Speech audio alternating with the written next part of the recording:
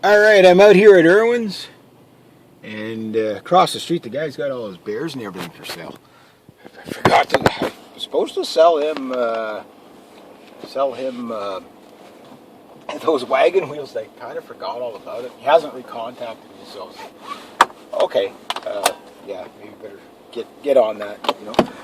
But I got new chainsaw chain and a new file. You know, so hopefully this thing. I mean, I'm right here at the store right now where I got my plug wrench and everything and all that stuff where I could check it, make sure that the chain is the exact same size so I don't have to come back if it's not. But that would be easy. And this guy doesn't get a face like this by doing things easily. You know what I mean? I know. You could only be so handsome, right? So I couldn't find any markings on the saw, but apparently when you get that saw blade out in the sunlight, there's no markings, barely on it, but they're on there. So she looked at it, and the girl I went to school with anyway, I don't know, there's a new building there. Where the hell did that come from? What the hell?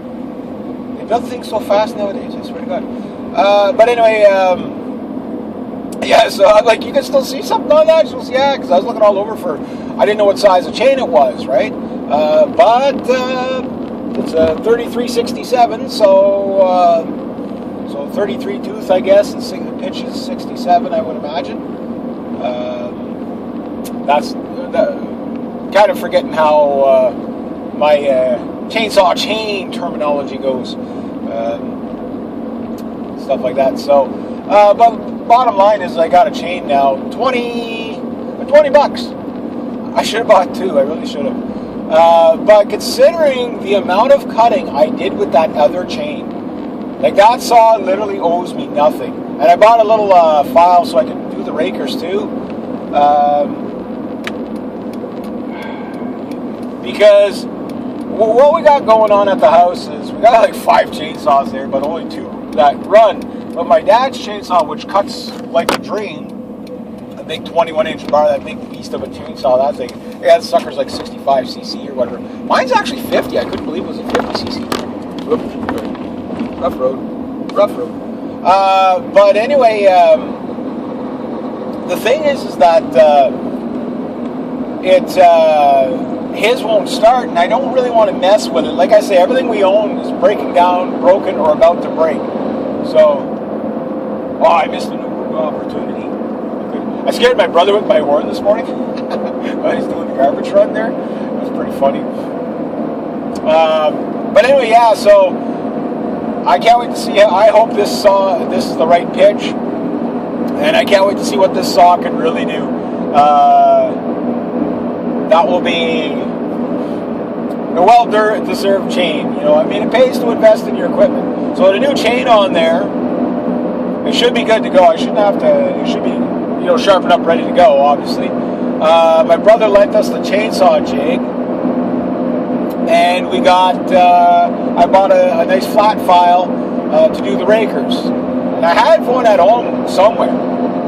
But it was at $5 for a file. And these files used to be like 99 cents. 98 cents. 98 cents. It used to be 98 cents. Now they're $4.99. Like, that's craziness. That's madness. Who pays $4.99 for a bloody file? You know what I mean? What kind of world we living in? Jeez.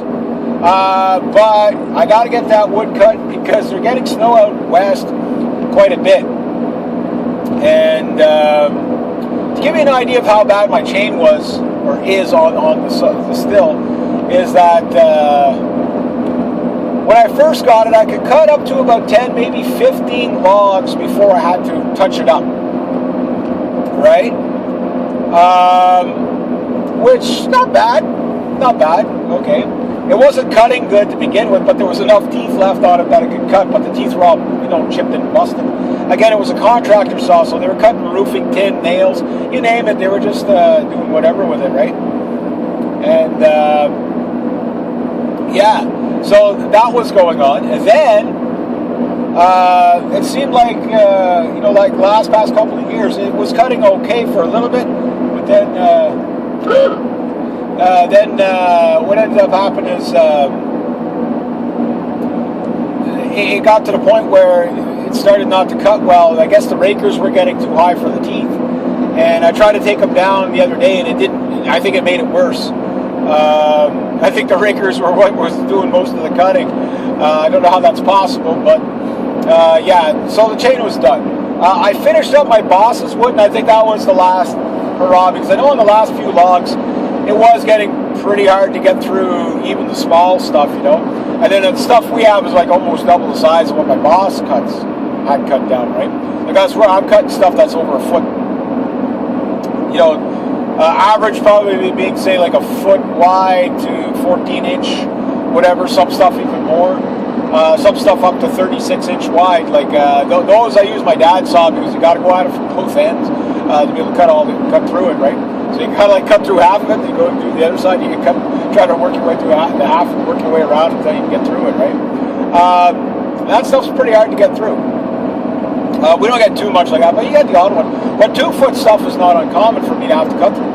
And we get anything from maple, beech, a little bit of birch, not too much. We're not big fans of birch. It's just birch too dirty. Get a little bit of poplar. We almost want like no poplar. When we buy our wood, we don't want poplar.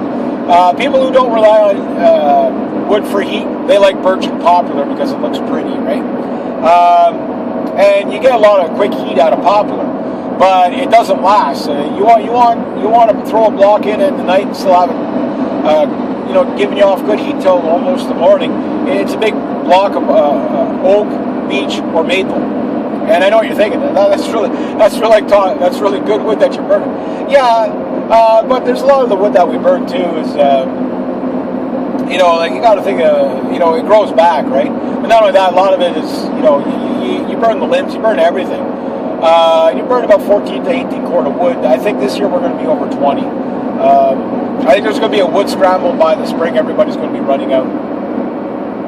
Just the type of fall we're having tells me that we're going to be having like one hell of a winter. Just guys, brace yourselves. We ain't seen nothing yet. You know what I mean? I want to be ready for that. I want to make sure that all the wood that I have is dry, sitting in the basement, so that I don't have to worry about going out and digging it out of the snow. But I want it cut and split before it snows, because it's just so.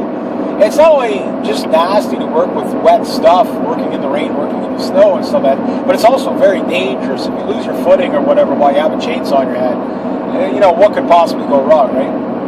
It's one of the most dangerous tools ever devised by men. Let's take an engine, a 2-stroke engine, rev it to insanity, put the rev limiter just so it doesn't blow up in your face, put a bar on it and a chain that's sharp enough that at the highest possible RPM it could just saw through a giant block of oak in 4 seconds, right? And let's use it on the most uneven ground with branches and shit falling down on us.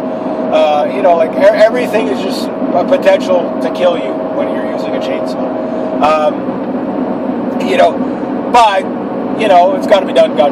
Now, I was talking to an old guy there, Ken, the guy that does the poetry at the pub 1870 or Cafe 1870. He bought one of those battery operated chainsaws, and he loves it. He says, he gets about an hour to 2 hours out of the battery, and he's cutting like real wood, like not just like little 6-inch stuff. Like he's cutting 10-inch, 11-inch, 12-inch, 15-inch blocks, and he says it holds up pretty good. If you've got any experience with those electric chainsaws, I'm not talking the dinky ones, but ones that are advertised as wood. Wood detail, something that's big enough, because people buy these tiny little saws, trimming saws, and say, oh, they don't cut. Well, they're not meant to cut massive stuff. You know what I mean? But a saw with a 15 and 21-inch bar, 18-inch bar, something that's meant to be cutting falling trees and sawing, limbing, and doing the heavy work. How well do you like them?